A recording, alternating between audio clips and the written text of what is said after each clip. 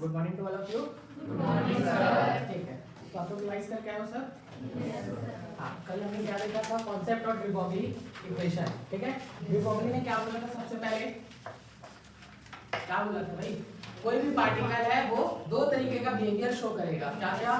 एक तो particle nature है ना, और दूसरा वेव नेचर। इतना क्लियर था? Yes, sir. हमने उसका फॉर्मूला याद किया था। फॉर्मूला याद करने के मैंने बोला था हैप्पी याद रखना।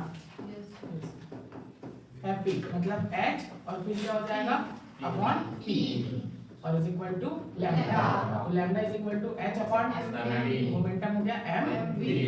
ये इंपॉर्टेंट फॉर्मूला है, याद रखना। फिर यहाँ से हमने क्या डिराइव किया था भाई? क्या कंक्लूजन निकाला था कि अगर मास ज्यादा होगा तो उसका वेवलेंथ क्या होगा? कम होगा, क्योंकि वो इनवर्सली प्रोपोर्शनल है, व्युत्क्रमानुपाती है। Yes, और अगर आपका लैम्डा ज्यादा होगा तो मास क्या होगा? कम होगा। मैंने उसको एग्जांपल से प्रूव भी किया था। कौन सा वाला है? ये वाला। ठीक है, यहाँ पर हमने पेन का मास लिया हुआ है और इलेक्ट्रॉन का, तो दोनों का कंपैरिजन किए थे। तो जो पेन का आपका लैम्डा आया था, मतलब वेवलेंथ आया था, वो क्या था? बहुत ही ज्यादा कम था। ठीक है, फिर उसके बाद मैंने बताया कि भाई इलेक्ट्रॉन वेव नेचर शो करता है, तो हम इलेक्ट्रॉन का हम क्या निकालते हैं? वेव फंक्शन निकालते हैं। ठीक है, वेव फंक्शन के अकॉर्डिंग हम बता सकते हैं कि इलेक्ट्रॉन कहाँ पर है। तो उस फंक्शन के लिए सबसे पहले कौन आया था? श्रोडिंगर आया था। श्रोडिंगर इक्वेशन इस तरीके से रहता है। फिर श्रोडिंगर इक्वेशन को जब आप हल करोगे तो क्या निकलता है? 4 क्वांटम नंबर निकलता है ना। क्वांटम नंबर क्यों पढ़ते हैं हम? To determine the position of electron, मतलब इलेक्ट्रॉन की एग्जैक्ट पोजीशन, हम मतलब इलेक्ट्रॉन की पोजीशन निकालने के लिए हम क्या करते हैं? क्वांटम नंबर पढ़ते हैं। ठीक है, अब एग्जैक्ट पोजीशन हम निकाल सकते हैं क्या? नहीं निकाल सकते। ठीक है, हम क्या बता सकते हैं? इलेक्ट्रॉन के बारे में प्रोबेबिलिटी बता सकते हैं। मान लो आपको मैं एक बड़े से जंगल में यहीं पे खड़े कर दिया और कहीं से मैं आवाज लगा रहा हूँ, तो क्या आप एग्जैक्ट बता पाओगे क्या कि यहीं से यही जगह से आवाज आ रहा है करके? नहीं बता सकते, है ना। तो उसी प्रकार क्या है, हमारा जो इलेक्ट्रॉन है वो वेव नेचर शो करता है, तो हम उसका एग्जैक्ट पोजीशन नहीं बता सकते। हम क्या बता सकते हैं? प्रोबेबिलिटी बता सकते हैं। क्लियर? तो हम प्रोबेबिलिटी निकाल बता सकते हैं। उसके लिए हम क्या पढ़ रहे हैं? क्वांटम नंबर पढ़ रहे हैं। तो पहला क्वांटम नंबर मैंने बताया था क्या? प्रिंसिपल क्वांटम नंबर, यानी कि मुख्य क्वांटम संख्या। फिर उसके बाद ये था आपका कोई एक एटम है, तो जो पहला n बराबर 1 है, n बराबर 2, n बराबर 3, n बराबर 4, तो ये जो n की वैल्यूज है, n है, उसी को हम क्या बोलते हैं? Principal quantum number. ठीक है, तो ये था। ये किसको बताता है भाई? सेल्स को बताता है और सेल्स या फिर ऑर्बिट को बताता है ना। एक ही है, सेल्स या फिर ऑर्बिट। ठीक, चल फिर नेक्स्ट हम क्या देखे थे भाई? इसकी सहायता से हम क्या निकाल सकते हैं? प्रिंसिपल क्वांटम नंबर की सहायता से हम रेडियस निकाल सकते हैं, वेलोसिटी निकाल सकते हैं और एनर्जी निकाल सकते हैं। ये फॉर्मूला हम पहले ही देख चुके हैं। ठीक है, फिर देन उसके बाद मैंने बताया आपको मोस्ट इंपोर्टेंट क्या था? Azimuthal quantum number. ये था भाई हमारा azimuthal quantum number. Azimuthal quantum number को हम क्या बोलते हैं? द्विगंशीय क्वांटम संख्या। और इसको किससे शो करते हैं? एल, स्मॉल एल से शो करते हैं। ठीक है, ये किसके बारे में, किसको रिप्रेजेंट करता है? इसके बारे में कहते हैं सबशेल या फिर ऑर्बिट। क्लियर है? सबशेल के बारे में ये जानकारी देता है। अब सबशेल हम कैसे निकालते हैं? 0 से लेके n-1। n यहाँ पर क्या है? मुख्य क्वांटम संख्या, यानी कि प्रिंसिपल क्वांटम नंबर। अगर मैं मान लो n का वैल्यू 1 लेता हूँ, जैसे कि ये पहला बोला, तो यहाँ पर 0 से क्या होगा? n-1, तो n-1 n की जगह पर 1 रखूंगा, तो 1-1 कितना हो गया? 0। टोटल क्या आया? 0। मतलब क्या आया? S subshell. ठीक है, फिर उसके बाद n बराबर 2 है, तो 0 to n-1, तो क्या हो जाएगा? 2-1 किया, तो यहाँ पर 0 और 1 दो आ रहा है, तो क्या क्या हो जाएगा? s और t। फिर उसके बाद n बराबर 3 करूंगा तो कितना आएगा? 3 आएगा। 0, 1, 2, तो क्या हो जाएगा? s t d। फिर उसके बाद क्या हो जाएगा? 4 में 4 सबशेल हो जाएगा। फिर 5 में 5 सबशेल आ रहा है, s t d f g। हम यहाँ से क्या कंक्लूजन निकाल रहे हैं भाई? जितना शेल होता है उतना ही क्या होगा? सबशेल होता है। क्लियर है यहाँ तक? Yes, sir. ठीक है, तो यहाँ पर देखो जो n बराबर 1 शेल है, इसमें कितना सबशेल है बेटा? 1 है, 1s। फिर n बराबर 2 है, तो इसमें कितना है? 2 है, 2s और 2p। हम ये फॉर्मूला से निकाल लिए। फिर जो आपका n बराबर 3 है, उसमें कितना होगा? 3s, 3p और 3d। और यहाँ पर 4 होगा तो उसमें 4s, 4p और 4d और 4f। क्लियर है? फिर हमने बताया था कि जो ये एटम होता है वो एक्चुअल में इस तरीके से दिखता है ना। बीच में क्या होता है? न्यूक्लियस होता है। देन उसके बाद क्या होता है? यहाँ पर पूरा इलेक्ट्रॉन के पास, यानी कि प्रोबेबिलिटी होती है, जिसको हम बोलते हैं इलेक्ट्रॉन डेंसिटी। क्लियर है? इलेक्ट्रॉन का घनत्व। क्लियर है ना? ठीक है, फिर मैंने आपको बताया कि शॉर्ट में आप लोग क्या कर सकते हो, एल का वैल्यू याद रख सकते हो। हमको जैसे क्या करना पड़ेगा, क्वेश्चन सॉल्व करना पड़ेगा, तो हम ऐसे एक एक वैल्यू नहीं निकालेंगे, हम डायरेक्ट याद करेंगे। कैसे याद करेंगे भाई, एल का मान रखो पहले 0 1 2 3, पहला क्या होता है subshell, s c d f, फिर जी, फिर एच, फिर आई, फिर जे, ये स्मॉल रहता है याद रखना, ठीक है, जे। इतना काफी आप लोग का यहाँ तक के काम बन जाएगा आपके एग्जाम तक, ठीक है, एफ तक बन जाएगा, जी के आगे मत जाना, ठीक है, एक्स्ट्रा याद करना है तो जी तक कर लेना। तो ये आपका, इसको आपको लर्न करना है, याद रखना है, ठीक है। देन उसके बाद हम क्या देखे थे, सब सेल। सब सेल में पहला सब सेल क्या था, एस सब सेल देखे थे, ठीक है। तो एस सब सेल में क्या होता है, ये गोलाकार होता है, ठीक है, स्फेरिकल होता है, क्लियर है क्या। फिर उसके बाद एस के बाद क्या आता है, पी आता है। तो चलो इसको भाई नेक्स्ट आपका हो जाएगा पी सब सेल। दूसरा हम देखते हैं पी सब सेल, ठीक है, या फिर मैं उसको और क्या लिख सकता हूँ, और वाइटल, ठीक है। एस कैसा होता है, गोलाकार, स्फेरिकल होता है, ठीक है। अब एक चीज याद रखना भैया दीदी, इसमें क्या हो जाएगा, अगर मान लो एस है तो इसमें क्या होता है, डायरेक्शन, ठीक है, डायरेक्शन नहीं होता, इसमें कहीं पर डायरेक्शन दिखा रहा है क्या, नहीं, तो इसमें एस ऑर्बिटल में डायरेक्शन नहीं होता, याद रखना, ठीक है, एस ऑर्बिटल में डायरेक्शन नहीं होता है, ठीक है। चलो अब हम बात करते हैं पी ऑर्बिटल की। पी ऑर्बिटल कैसा दिखता है भाई, है ना। तो पी ऑर्बिटल कुछ इस तरीके से दिखता है, जिम गए हो, डंबल देखे हो, हाँ वो तो पहले देखे हो, ठीक है, ये हो गया पी ऑर्बिटल, ठीक है, इसको बोला जाता है डंबल,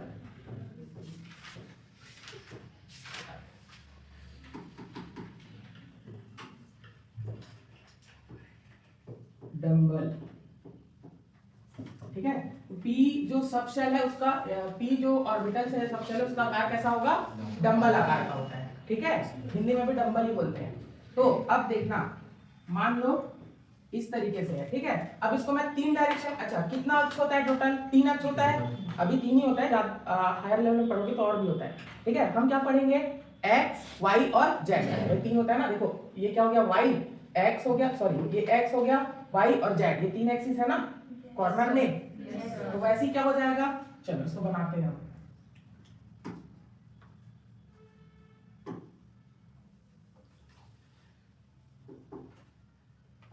मेरे साथ बनाते भी चलो,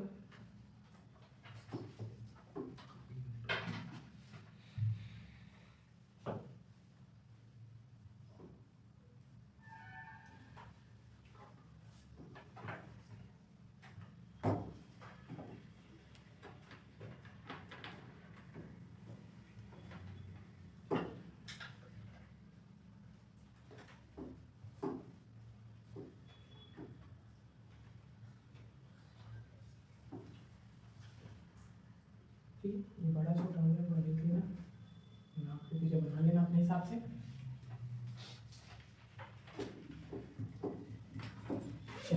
देखो मान लो ये वाला ऐसा है, इस तरीके से बना है, ठीक है, ये बन रहा है, ठीक, तो ये सीधा बन रहा है, तो मैं इसको ले लेता हूँ कौन सा एक्सिस, वाई एक्सिस।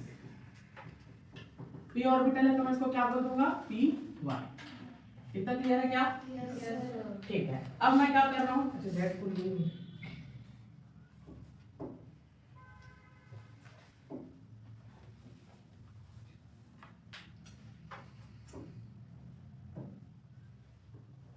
चलो अब देखो, अब मैं क्या कर रहा हूँ, ये क्या हो गया, वाई एक्सिस हो गया, ठीक, अब मैं क्या कर रहा हूँ, एक्स एक्सिस में बना लेता हूँ कुछ इस प्रकार से, अरे ओली हो गया, इसको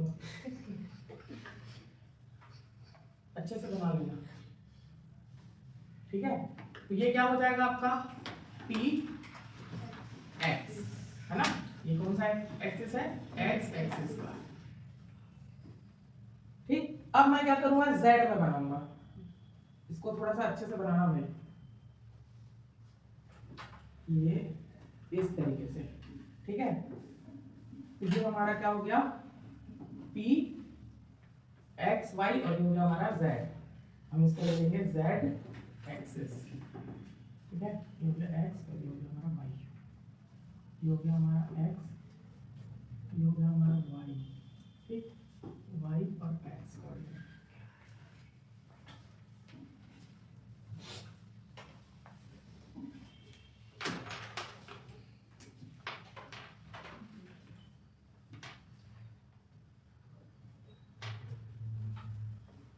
हो गया क्या? अच्छा बना दो। तो जो पी ऑर्बिटल है वो कौन से शेप का होता है? डंबल आकार का होता है। तीन होता है, कौन कौन सा? पी एक्स, पी वाई और पी जेड। यहाँ पर लिख दीजिएगा भाई। कैसे लिखता हूँ? ऐसा लिख लेना, p x, p Y,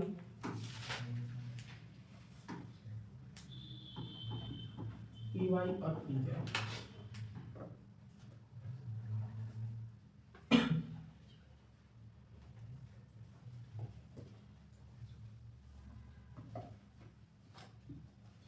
light को बढ़ा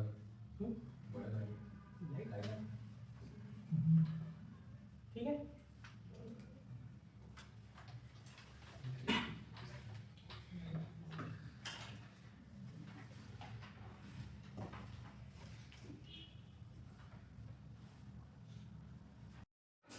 चलो हो गया, ठीक है। तो क्या याद रखना है भाई, पी जो आपका सबसे ऑर्बिटल क्या होता है?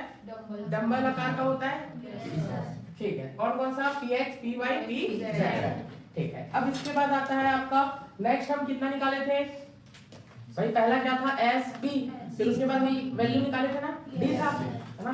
देख लो भाई, ये देखो n बराबर 3 के लिए क्या निकाले थे? 3 वैल्यू निकाले थे, 0 1 2, तो क्या हो जाएगा? S T D. Clear? Yes sir. चलो अब डालो डी शब्द शेल, या फिर अब शब्द शेल नहीं बोलूंगा मैं, ऑर्बिटल बोलूंगा, ठीक है।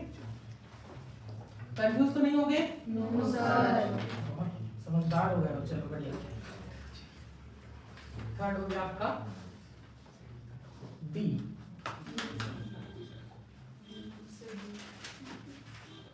थर्ड है कि तो डी क्या हो जाएगा? ऑर्बिटल, ठीक है। चलिए अब इसके लिए 5 कोऑर्डिनेट बनाना पड़ेगा, ठीक है। तो पहले बता देता हूँ कौन कौन सा होता है। पहले तो ये याद रखो कि ये डबल डंबल आकार का होता है, ठीक है। क्या हो जाएगा? डबल डंबल,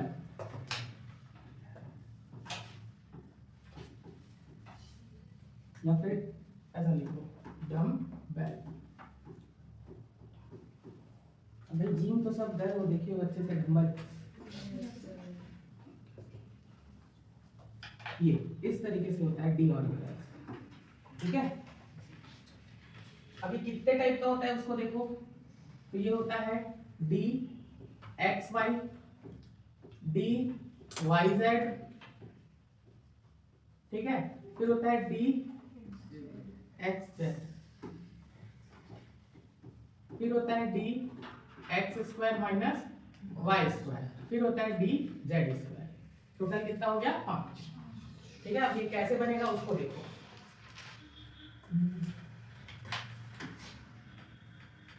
अभी मत लिखो, मैं टाइम दूंगा।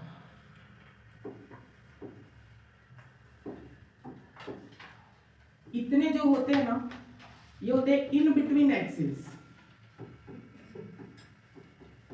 ठीक है। इतने जो होते हैं वो होते हैं अलोंग द एक्सिस। कुछ समझ नहीं आया होगा, है ना? आएगा, देखो आएगा, कहाँ जाएगा?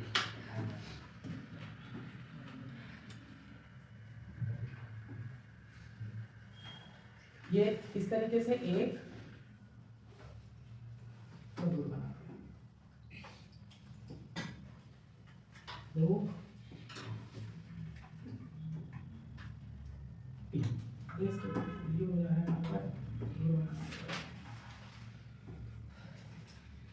चलो ये 3 डी हो गया। इन बिटवीन एक्सिस का मतलब होता है, देखो ये एक्स एक्सिस सॉरी ये वाई एक्सिस है और ये एक्स एक्सिस है मान लो, तो इन बिटवीन एक्सिस मतलब ये एक्सिस के ऊपर बीच में। वेरी गुड, किसमें होगा?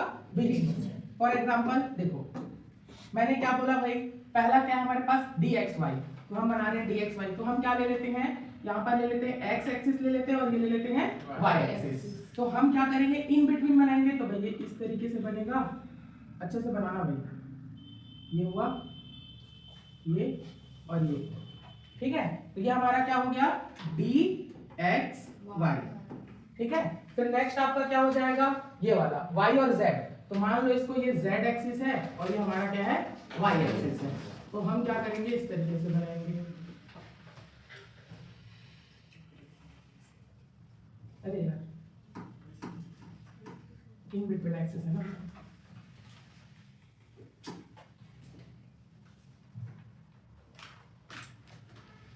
एकदम अच्छा सा तो नहीं बनता है मेरे से, ठीक है, जैसा भी बनता है समझ जाओ, ठीक है। तो ये क्या हो जाएगा डी वाई जेड, और एक चीज याद रखना जो आपका वो रहेगा ये वाला, इसको y लेना और इसको z लेना, क्योंकि इंटरन्यूक्लियर एक्सिस बाय डिफॉल्ट हमेशा हम z लेते हैं, z और ये हो गया y, ठीक है।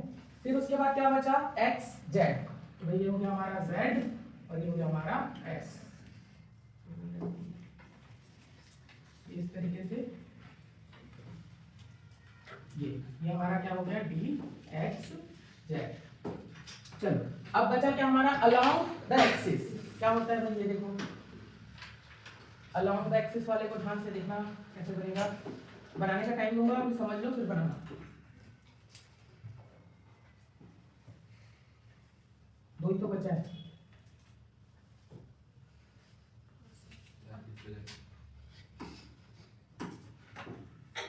इतना मैं बन जाता हूँ। चलो अब देखो क्या बोल रहा हूँ, अलोंग द एक्सिस मतलब जो एक्सिस है उसके ऊपर वो ओवरलैप होगा, ठीक है। कहने का मतलब ये होगा कुछ इस प्रकार से, क्या है हमारे पास D x square minus Y square, मतलब एक्स और वाई होगा, ठीक है। ये हो गया हमारा इस प्रकार से ये और ये, ठीक है। तो ये हो गया हमारा d x square minus Y square. Then उसके बाद क्या है डी जेड स्क्वायर। अब देखो ये डी जेड स्क्वायर क्या होता है, दो ऑर्बिटल का कॉम्बिनेशन होता है, ठीक है। तो उतना डीप नहीं जाएंगे, हम छोटे क्लास के लिए पढ़ रहे हैं तो हम इसको डायरेक्ट बना लेंगे कुछ इस प्रकार से। ये इतना मोटा हो गया हमारा ऑर्बिटल, खाते पीते घर का है, ठीक है। तो ये हो गया एक रिंग इसमें ऐसा बना दो और ये हो गया ये हमारा क्या हो जाएगा डी जेड, क्लियर है क्या? ये होता है हमारा डी ऑर्बिटल, 5 तरीके का होता है, d x y, d y z, d x z, d x square minus Y square और डी जेड स्क्वायर। ये जो तीन वाले हैं सेम सेम वो क्या होंगे इन बिटवीन एक्सिस मतलब बीच में होंगे, और जो माइनस वाला होगा वो हमेशा क्या होगा अलोंग द एक्सिस होगा, मतलब एक्सिस के ऊपर होगा। इतना क्लियर है? चलो जल्दी से इसको लिख लो।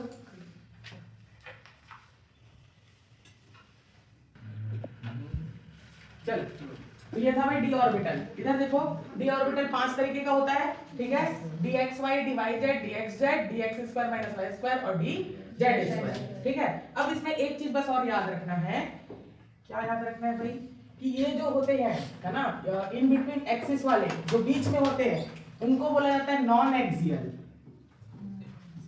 नॉन एक्सियल बॉन्ड, ठीक है। और जो बीच में पाए जाते हैं एक्सिस में पाए जाते हैं उनको बोला जाता है एक्सियल बॉन्ड। क्लियर है क्या?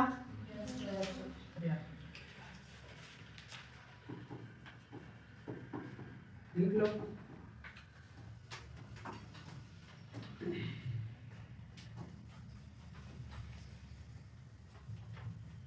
क्लियर है क्या? नॉन एक्सियल और एक्सियल समझ आया? मैंने यहाँ तक लिख दिया, ये बड़ा इधर छोटा आ जाता है, ऐसा क्यों?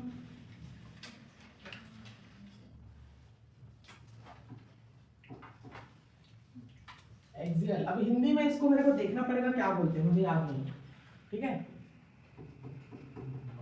बताऊंगा क्या बोलते हैं, ठीक। एक्सियल और नॉन एक्सियल याद रख लो, एक्सियल हाँ बस हिंदी का मुझे याद नहीं, ठीक है।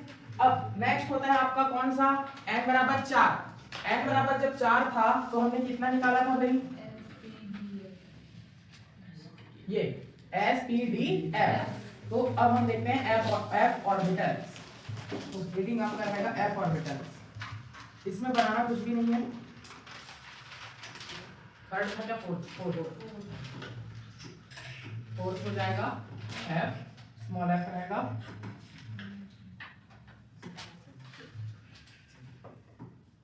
f ऑर्बिटल, ठीक है।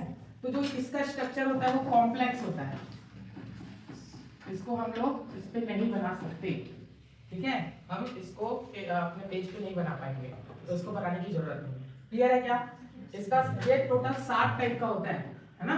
कौन कौन सा होता है अगर चाहो तो लिख लो, F X cube, F Y cube, F Z cube, फिर होता है एफ एक्स वाई जेड, फिर एक और हो जाता है f z square x square minus Y square, फिर होता है आपका एफ एक्स स्क्वायर क्या हो जाएगा, z square minus Y square, ठीक है।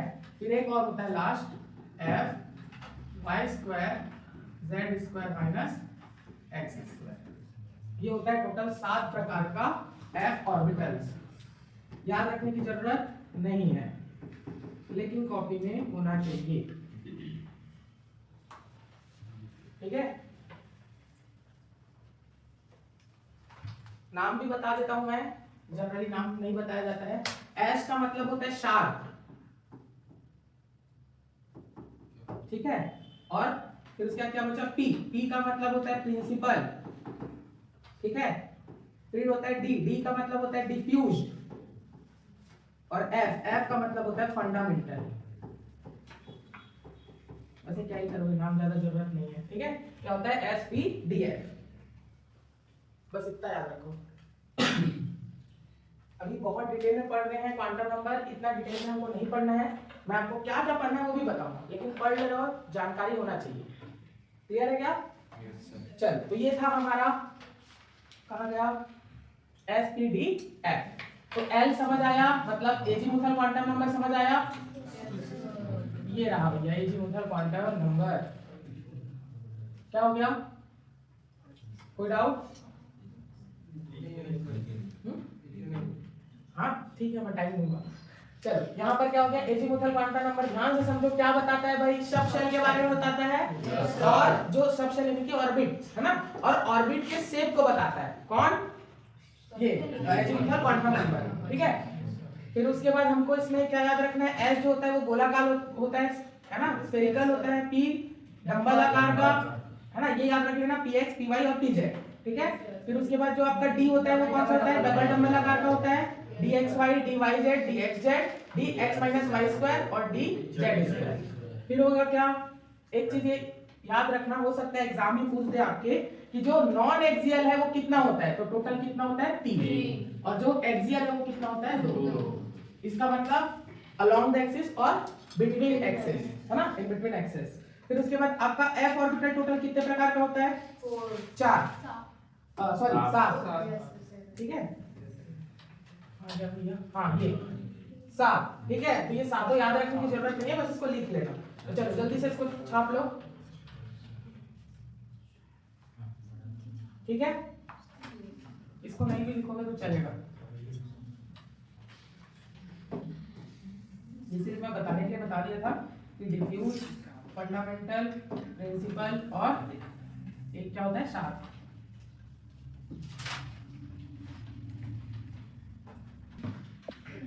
चलो, तो यहाँ तक क्लियर हो गया एजीमुथल क्वांटम नंबर। थर्ड क्या आता है आपका, थर्ड मैग्नेटिक क्वांटम नंबर, यानी कि चुंबकीय क्वांटम संख्या, ठीक है। तो अब आ जाएगा आपका थर्ड मैग्नेटिक,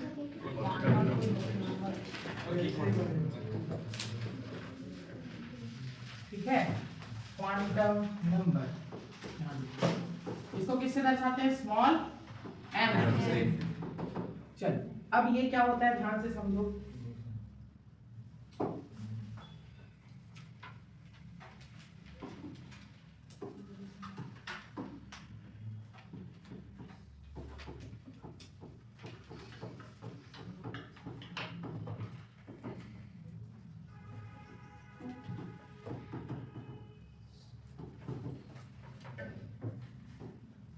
देखो ये क्या होता है, किसी भी परमाणु में ऑर्बिटल को रिप्रेजेंट करता है। ऑर्बिटल समझ गया ना, sp_d_f। ये sp_d_f को रिप्रेजेंट करता है, मतलब दर्शाता है कौन, चुंबकीय क्वांटम संख्या। इतना क्लियर है क्या? फिर दूसरा होता है, ये जो ऑर्बिटल है tells about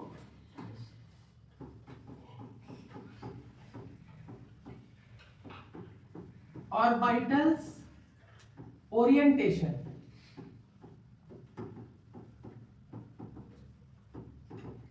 in space,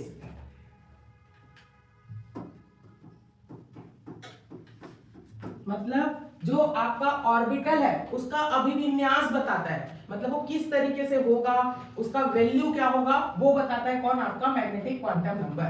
clear है क्या? ओरिएंटेशन बताता है स्पेस में वो किस तरीके से है, ठीक। अभिविन्यास को बताता है, ओरिएंटेशन को हम लोग हिंदी में बोलते हैं अभिविन्यास, है ना। अब ध्यान से समझना, मैग्नेटिक क्वांटम नंबर हमेशा कैसे निकलता है, -l से +l। क्लियर? कैसे निकाला जाता है, -l से +l। क्लियर? ठीक है। अब देखो ये जो मैग्नेटिक क्वांटम नंबर है आपका, ये किसको बताएगा भाई, मान लो यहां पर मैं लिख रहा हूं s ऑर्बिटल, ठीक है। तो ये क्या करेगा, s ऑर्बिटल के बारे में बताएगा। इसका s ऑर्बिटल का वैल्यू कैसे निकालूंगा मैं, -l से +l। अभी मैं आपको बताया कि जो l का वैल्यू है वो कैसे निकालोगे, 0 1 2 3। यहाँ पर क्या हो जाएगा, शब्द आएगा, तो क्या हो जाएगा sp_d_f।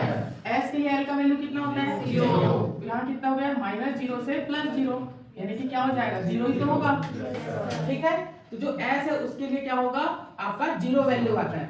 अब s में कितने ऑर्बिटल होते हैं, है ना, जिसमें इलेक्ट्रॉन होगा वो कितना होता है, उसको निकालने का भी फॉर्मूला होता है। तो नंबर ऑफ ऑर्बिटल्स बराबर होता है 2l+1, ठीक है। क्या हुआ, 2l+1। देखो अब मैं निकाल रहा हूं क्या, s ऑर्बिटल के लिए निकाल रहा हूं ना, ठीक है। तो क्या हो जाएगा, 2 गुणित l का मान कितना आया, 0 +1, तो बराबर कितना आ गया, 3। 2 इंटू 0 कितना हो गया, 0 1 आएगा ना, ठीक है। तो क्या हो जाएगा, s ऑर्बिटल हमेशा एक होता है, याद रखना, ये इस तरीके से, ये हो गया हमारा क्या, s ऑर्बिटल। और इसका m का वैल्यू कितना होता है, अभी निकाले हम लोग, -l से +l, तो कितना आ जाएगा, 0।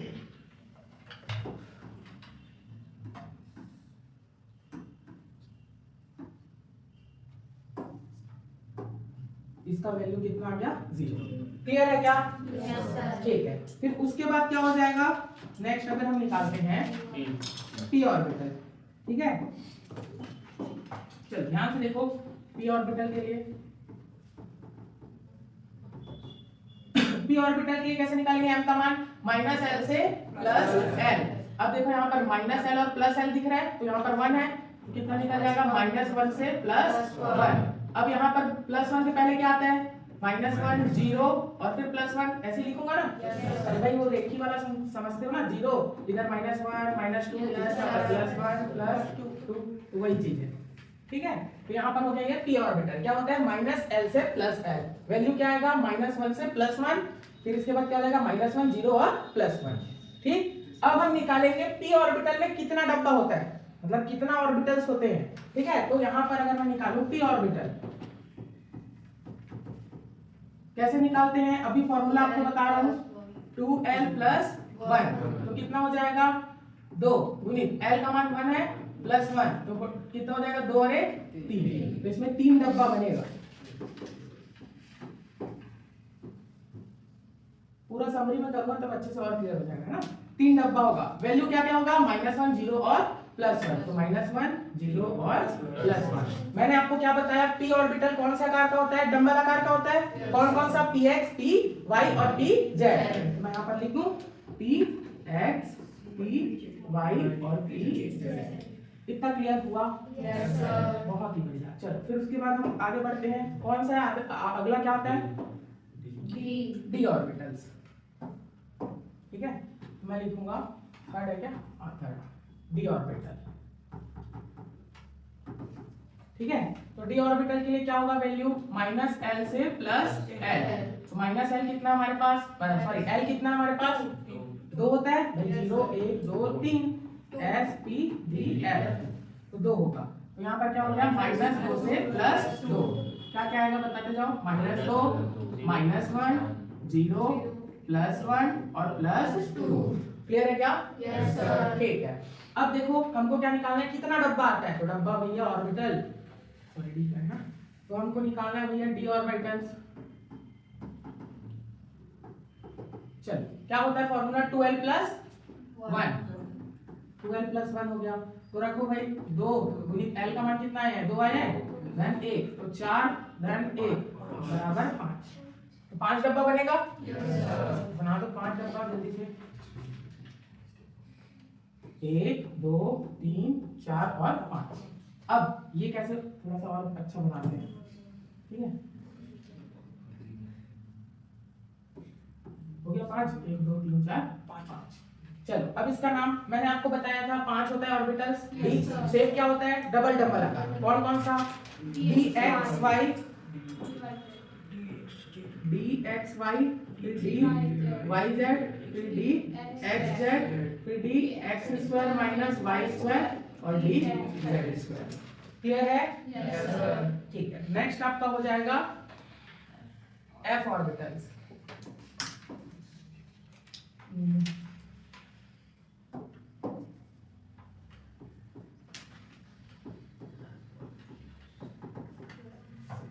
ठीक है, f ऑर्बिटल्स।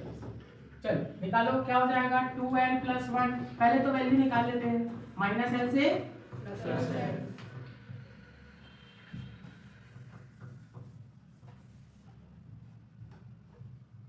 +l, -l से +l। l का वैल्यू कितना है भाई, f के लिए 3 है, तो -3 से +3, तो क्या हो जाएगा, -3 -2 -1 0 +1 +2 और +3। ठीक है। तो अब निकालो डब्बा कितना होता है f ऑर्बिटल में, 7 होगा, है ना, बहुत ही बढ़िया, इतने टैलेंटेड बच्चे। l का मान कितना है, 3 धन 1 बराबर कितना आ गया, 7। तो टोटल कितना डब्बा होगा, 7।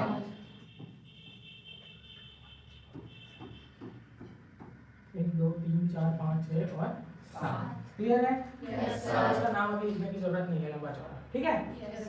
एक चीज एकदम कंफ्यूजन रहता है बच्चे लोगों को जनरली, है ना, आप किसी से भी पूछोगे ना, साइंस वाले बच्चे उन लोग क्यों ऐसे बोलेंगे, ध्यान ये देना, p वाला रहता है, d वाला होता है, ये सब क्या होता है, डायरेक्शनल होता है नेचर में, है ना। डायरेक्शनल का मतलब क्या है, एक x एक्सिस में बन रहा है, y एक्सिस में बन रहा है, z में बन रहा है, मतलब उसमें क्या होगा, डायरेक्शन होगा, है ना, दिशाएं होंगी, किसमें, p और d ऑर्बिटल्स में। s में होगा क्या, नहीं, क्योंकि वो तो बोला है कहीं से भी कोई डायरेक्शन नहीं है। ठीक है, तो ये याद रखना। दूसरी बात ये याद रखना कि जो ये डब्बा है ना, इसमें क्या होगा, -1 0 और +1 कोई भी संख्या वो नहीं होती, पहले से डिफाइन नहीं होती।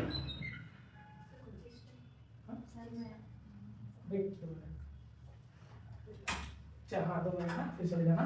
देखो यहाँ पर क्या होगा, ये जो -1 0 और +1 है ना, ये फिक्स नहीं होता कि हमेशा px का -1 होगा, y का 0 होगा, z का +1 होगा, ये आगे पीछे हो सकता है, ठीक है। Yes sir. ठीक है, तो यहाँ पर ये हमेशा फिक्स नहीं होगा, इसको ऐसे भी लिख सकता हूँ मैं,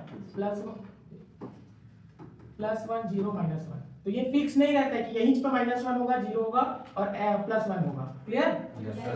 चलो इतना को जल्दी जल्दी छापना चालू करो, तो जिसका स्कूल है भैया वो जा सकता है। ठीक है, तो ये इतना था भाई हमारा f ऑर्बिटल, यहाँ तक समझ आ गया? तीन बताया, n l m। अब इसके बाद हम क्या पढ़ेंगे, s क्या होता है, स्पिन क्वांटम नंबर। अभी एकदम परेशान होने की जरूरत नहीं है, जितना भी मिक्सचर हुआ है सबको मैं पूरा कंक्लूड करूंगा तो पूरा समझ आ जाएगा, ठीक है। तो लास्ट बेंच इधर ध्यान दो, बातें मत करो। चल नेक्स्ट आपका क्या हो जाएगा, चौथा हो जाएगा स्पिन क्वांटम नंबर।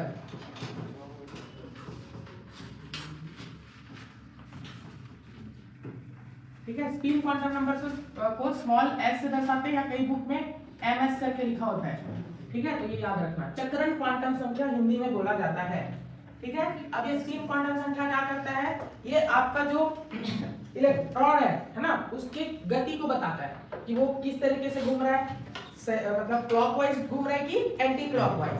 आपको ये तो पता है। अच्छा ये बताओ, ये मान लो सूर्य, ठीक है, और ये हमारा पृथ्वी है।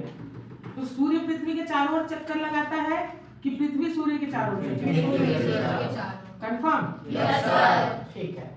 तो यहाँ पर क्या हो जाएगा, जो ये पृथ्वी है ये सूर्य के चारों ओर चक्कर लगाता है, तो पृथ्वी भी घूमता है अपने अक्ष पर, ठीक है। तो ये इस तरीके से मान लो पृथ्वी है हमारा, तो ये भी अपने अक्ष पर क्या करता है, चक्कर लगाता है, और सूरज के चारों ओर भी क्या करता है, चक्कर लगाता है, मतलब दोनों तरफ लगाता है।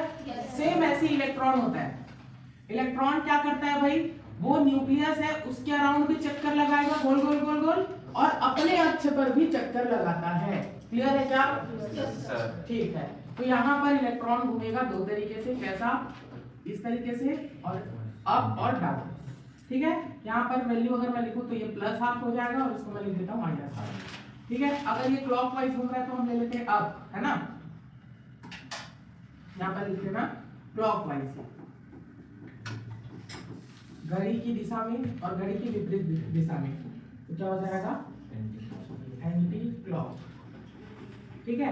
अब यहाँ पर ध्यान से समझना, क्लॉकवाइज मतलब +½ और एंटी क्लॉकवाइज -½ ये तो है ही नहीं इसका मतलब, ठीक है। वो स्पिन को बताता है, अप स्पिन और डाउन स्पिन, है ना। वो अगर आप अभी क्वांटम वगैरह पढ़ोगे ना तो उसमें पता चलता है कि ये जो +½ और -½ सिर्फ वैल्यू है ना। ये क्या करता है, मैग्नेटिक फील्ड के अराउंड इलेक्ट्रॉन की मोमेंटम को बताता है। खैर वो अभी उतना नहीं जाते, बस इतना याद रखो कि जो एक स्पिन होगा सीधा और दूसरा क्या होगा, उल्टा, ठीक है, +½ और -½ क्लियर, क्लॉकवाइज और एंटी क्लॉकवाइज, इतना क्लियर है क्या? ठीक है, बस इतना ही था। अब ध्यान से समझते हैं पूरा क्या है ये क्वांटम नंबर, एक बार मैं पूरा बेसिक से बता रहा हूँ, ध्यान से समझना, लिखने के बाद में लिख लेना। देखो क्वांटम नंबर कितने प्रकार का होता है बेटा? 4। कौन कौन सा?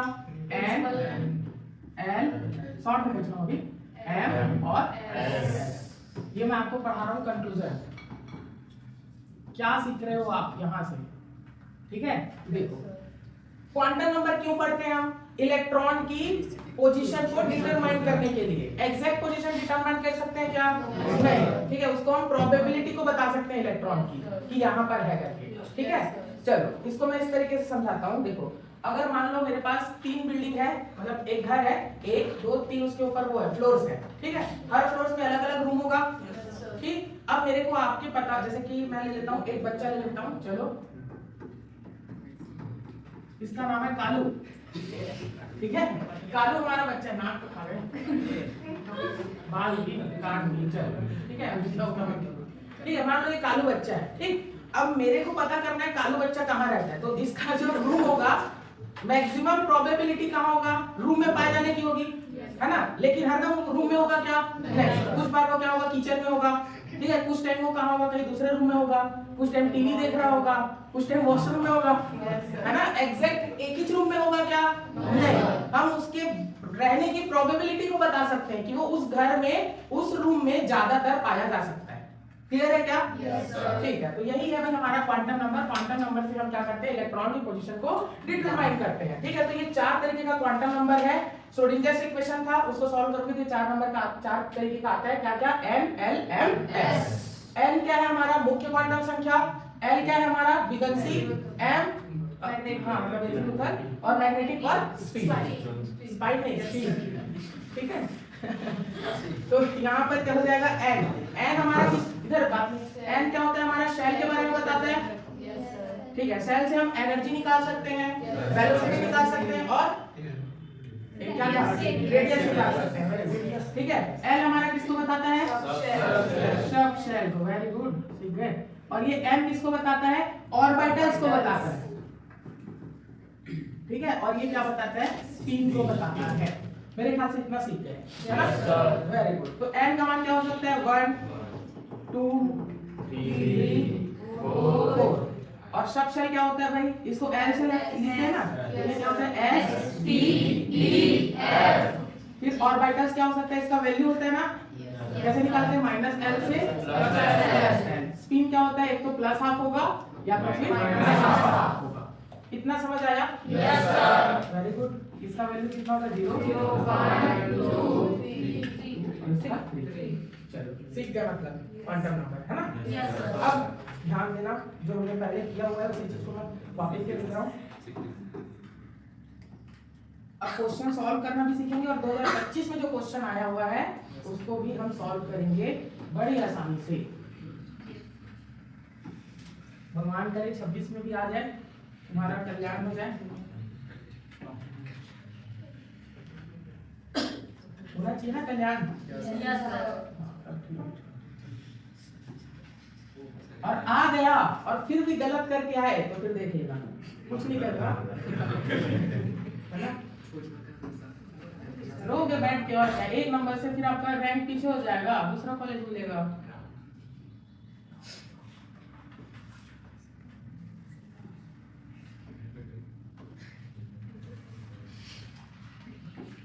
चलो आज पूरा क्लास में नहीं होगा सर, जितना नो सर। अच्छा ऑर्डर देना मेरे को। No sir. चलो इधर देखो, जल्दी छोड़ दूंगा, इस क्वांटम खत्म करवा हो गया बस। ठीक है, ये हमारा क्या हो गया? एटम। ठीक है, हाँ परमाणु है। यहाँ पर बीच में न्यूक्लियस होता है।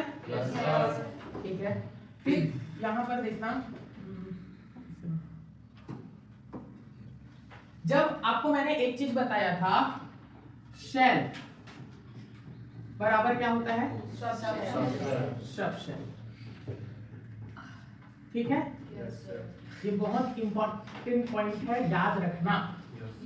ठीक है, फिर उसके बाद फॉर्मूला, एक काम करता हूँ, इधर पूरा फॉर्मूला लिख देता हूँ। ठीक है, फटाफट याद रखना। चलो फिर उसके बाद हम देखते हैं, अगला हमें फॉर्मूला क्या बताया था, हमको अगर m निकालना है तो हम क्या लिखते हैं भाई? m निकालने का फॉर्मूला क्या है? -l से +l। ये भी याद रखना है भाई। फिर उसके बाद क्या होता है, शब्द शेल अगर दिया हुआ है और l का value s p d f, s का वैल्यू 0 1 2 3, इतना भी याद रखना है। हो जाएगा? Yes sir.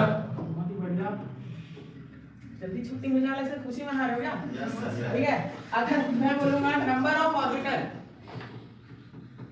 मतलब ऑर्बिटल की संख्या मेरे को ज्ञात करनी है, तो क्या फॉर्मूला होता है? 2l + 1। ठीक है, क्या हो जाएगा? 2l + 1। इतना याद रखना है। ठीक है, वेरी गुड। अब यहाँ पर मैंने ये वाला जो फॉर्मूला, मतलब वो है, कॉन्सेप्ट है क्या? सब शेल, सॉरी शेल बराबर क्या हो जाएगा? सब शेल। तो बेटा अगर मैं यहाँ पर लूं, ध्यान से देखना, यहाँ पर मैं क्या करूंगा, ये क्या है हमारा? n बराबर 1, n बराबर 2, n बराबर 3, n बराबर 4। ठीक है, तो जितना शेल उतना सब शेल, तो क्या हो जाएगा? 1s। ठीक है, फिर उसके बाद क्या होगा? 2s और 2d। क्या 2d होगा क्या? क्यों नहीं होगा? क्योंकि हमने उसका वैल्यू निकाला था कहां से? 0 से n - 1 बनाए थे ना। अगर मान लो n बराबर दूसरा बोला है, मान लो, तो क्या आएगा? 0 और n - 1 मतलब 2 - 1, तो कितना है? 0 और 1। तीसरा वैल्यू आता है क्या? नहीं आता। इसी वजह से हम क्या करते हैं, दो ही हमारा सब शेल होता है, दूसरे शेल में क्या? s और p। क्लियर? Very good. उसके बाद क्या हो जाएगा? इसमें 3 होता है, 3s 3p। Very good. फिर इसमें क्या आ जाएगा? 4s 4p 4d 4d और 4f। ऐसे 5G तक चलेगा पूरा, आगे चलते जाएगा। ठीक है, तो ये था भाई क्वांटम नंबर। अब इसको मैं कंटिन्यू लाइन में लिख रहा हूँ, ध्यान से देखना। ठीक है, इसको याद रखने के लिए मैं चलो इस तरीके से ये कर दिया। ठीक है, पहले क्या लिखूंगा? 1s। ठीक है, फिर क्या आ गया हमारे पास? 2s।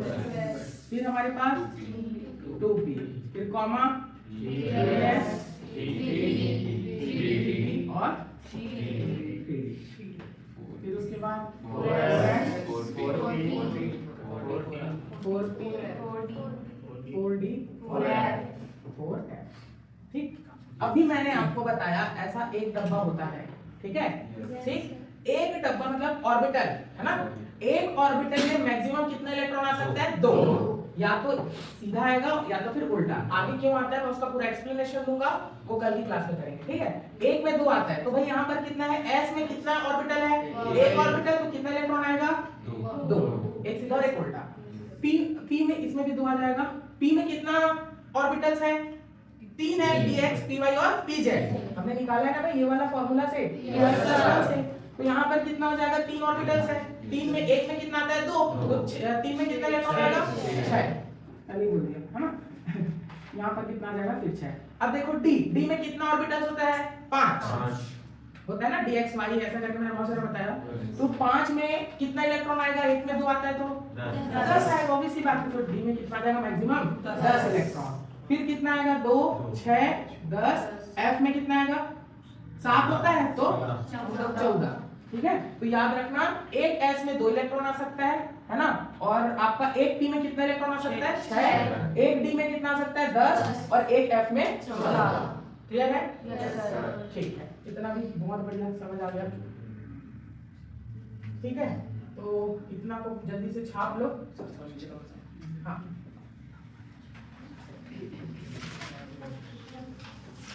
स्क्रीन से करोगे क्या, हाँ।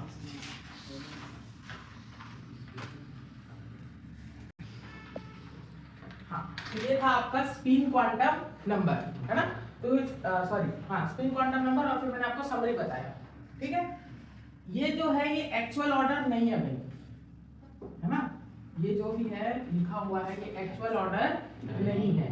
इसको हम कल पढ़ेंगे, कल वाली क्लास में किस तरीके से एक्चुअल ऑर्डर इसका बनाया जाता है। आपके नोट्स में देखना कुछ इस प्रकार से ऐसे ऐसे लिखा होगा, ऐसे ऐसे जिगजैग बना होगा, है ना। उसके अकॉर्डिंग इसको डालते हैं, और बाउक के नियम के अकॉर्डिंग वो हम कल पढ़ेंगे, है ना। अभी हम देख रहे थे, देखो एक और समरी है। सबसे पहले मैंने आपको क्या बताया था, मैटर, बातें नहीं गई, है ना। मैटर के अंदर क्या होता है, एटम बताया था, ठीक। एटम को कितने भाग में डिवाइड किया था, 3। क्या क्या,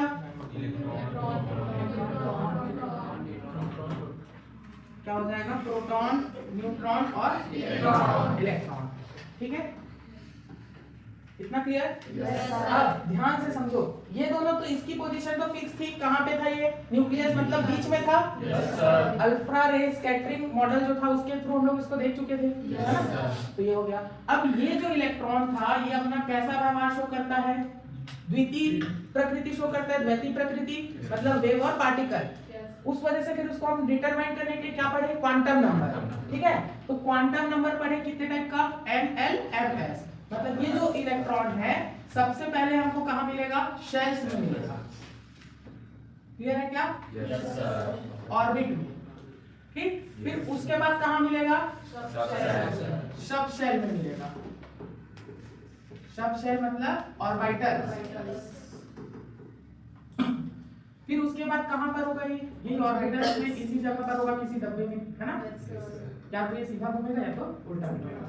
क्लियर है क्या, ठीक है। तो देखो कितना डीप पढ़ रहे हैं, मैटर, एटम, इलेक्ट्रॉन्स के बारे में जानकारी ले रहे हैं। वो पहले किसमें है, शेल्स में। फिर शेल्स में क्या हो गया, सबशेल। सबशेल्स कैसा होता है, sp-d-f। फिर उसके बाद क्या हो जाएगा, ऑर्बिटल्स में, है ना। मतलब वही ऑर्बिटल्स में, सबशेल में ही अपना क्या होगा, इलेक्ट्रॉन होगा।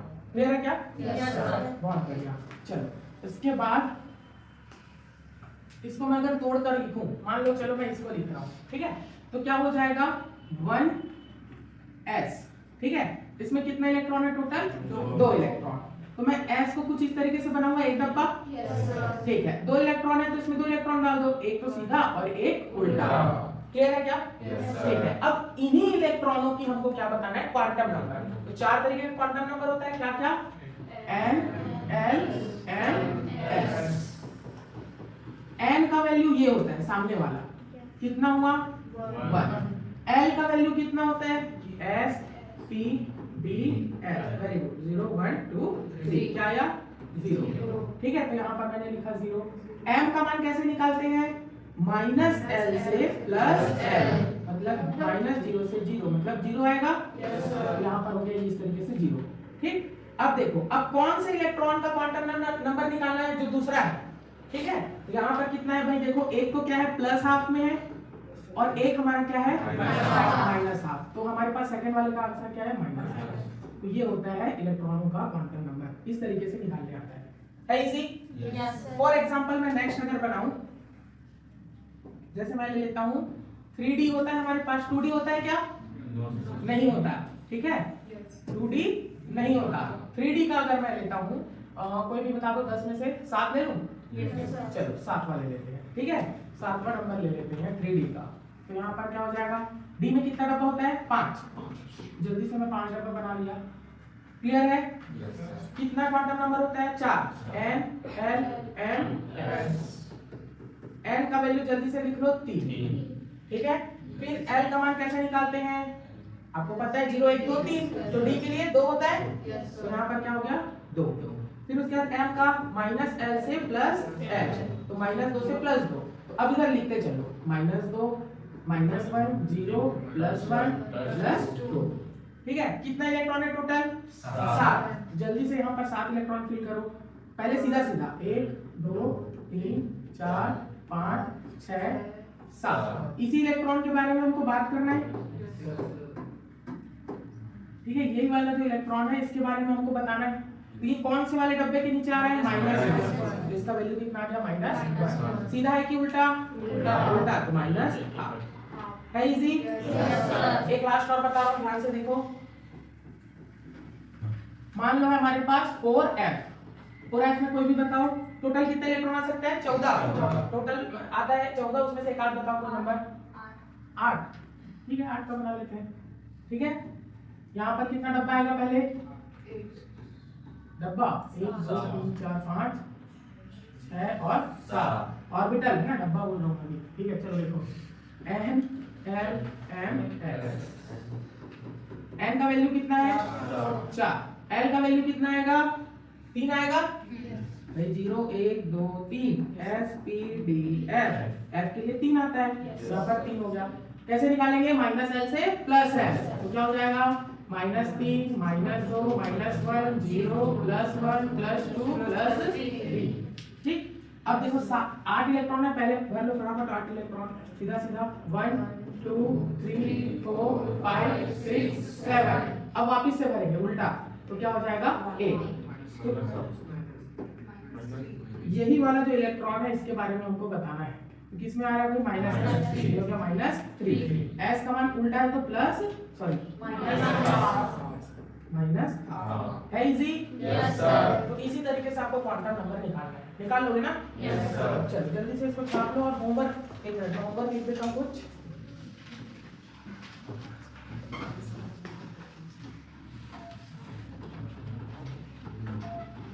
ठीक है, पहला लिख लो 3D 5 4D 9 और हो जाएगा 6S1 और हो जाएगा 4F10। चलो इतना बना के रखना, ये आपका होमवर्क है, ठीक। तो आज इतना ही करते हैं, कल हम नेक्स्ट क्लास में करेंगे क्वांटम नंबर, हो गया कंप्लीट। इसके बाद हम पढ़ेंगे अबाउट, फिर उसके बाद पढ़ेंगे पाउली और मोल, इनका पूरा एक्सप्लेनेशन बताऊंगा, तो उसको कल अच्छे से पढ़ेंगे। चलो ठीक है, थैंक यू।